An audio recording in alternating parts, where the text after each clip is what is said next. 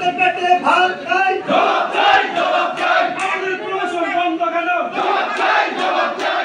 অন্তর্বর্তীকালীন সরকার গঠনের পর থেকেই বিভিন্ন দাবিতে বিক্ষোভ শুরু হয়েছে সরকারি বেসরকারি দফতরে। মঙ্গলবার ৩ মাস ধরে বেতন না হওয়া, পদোন্নতিতে বৈষম্য, অনিয়ম সহ নানা দাবি তুলে কার্যালয়ের ভেতরেই বিক্ষোভ করে বিজেএমসির কর্মকর্তা ও কর্মচারীরা। বলেন, একদিকে শিল্প ধ্বংস করেছে বিগত সরকার, অন্যদিকে নষ্ট করেছে তাদের দক্ষতা। বেতন দেয়া সহ জুট মিলগুলো সুষ্ঠু ব্যবস্থাপনায় নিয়ে আসার দাবি জানান তারা। লুজিং কনসার্ন বলে মিথ্যা অপবাদ দিয়ে আমাদেরকে মিল বন্ধ করা হয়েছে। এই মিল বন্ধের কারণেই আমরা আজ বেতন পাচ্ছি না।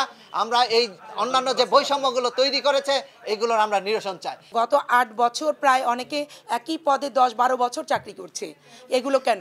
রাষ্ট্রের কোনো কাজ থেমেছিল না। আজকে আমাদের কাঁচা পাট ভারতে যাচ্ছে, ওখানে জুট মিলগুলো চলতেছে, আর আমার জুট মিল বন্ধ কেন?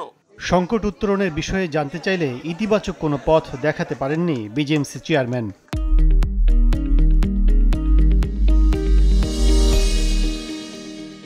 বেতন ভাতা আমরা দিতে পারতেছি না, কারণ আমাদের আর্থিক সংকটের কারণে। এই জন্য আমরা অর্থ বিভাগে চিঠি লিখছি, তো দেশের সার্বিক পরিস্থিতির কারণে আমরা কোনো রিপ্লাই পাইনি। আগামী বৃহস্পতিবারও আমাদের এই নিয়ে একটা মন্ত্রণালয় মিটিং আছে, আমরা ইনশাল্লাহ যাব। এখানকার আমাদের যারা সহকর্মী আছে তাদের কিছু বাস্তব যুক্তিসঙ্গত দাবি দেওয়া আছে, সেগুলা ব্যাপারে আমরা ইতিমধ্যে কাজ শুরু করেছি। এদিকে অনিয়ম দুর্নীতির দায়ে পল্লী সঞ্চয় ব্যাংকের এমডি সহ ঊর্ধ্বতনদের পদত্যাগের দাবিতে রাজধানীর ইস্কাটনে টানা ৩ দিন ধরে মানববন্ধন করছেন ব্যাংকটির সব শ্রেণীর কর্মকর্তারা। যখনই আমাদের কোনো সমস্যার কথা বলা হয়েছে, তারা নানাভাবে আমাদের নিপীড়নের চেষ্টা করেছে।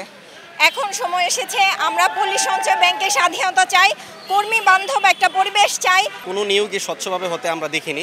এটা একটা হিডেন ট্রুথ যে সবাই জানে যে এই জায়গায় যে দুর্নীতিটা, আপনি সাধারণ একটা বদলি করতে গেলেও টাকা লাগবে। কর্মস্থলে সুষ্ঠু পরিবেশ ও অভিযুক্তদের বিচারের আওতায় না আনলে ৪৮৫টি শাখায় কর্মবিরতি ও একযোগে আন্দোলনেরও হুঁশিয়ারি দেন পল্লী সঞ্চয় ব্যাংক কর্তারা। কাজল আব্দুল্লাহ, সময় সংবাদ, ঢাকা।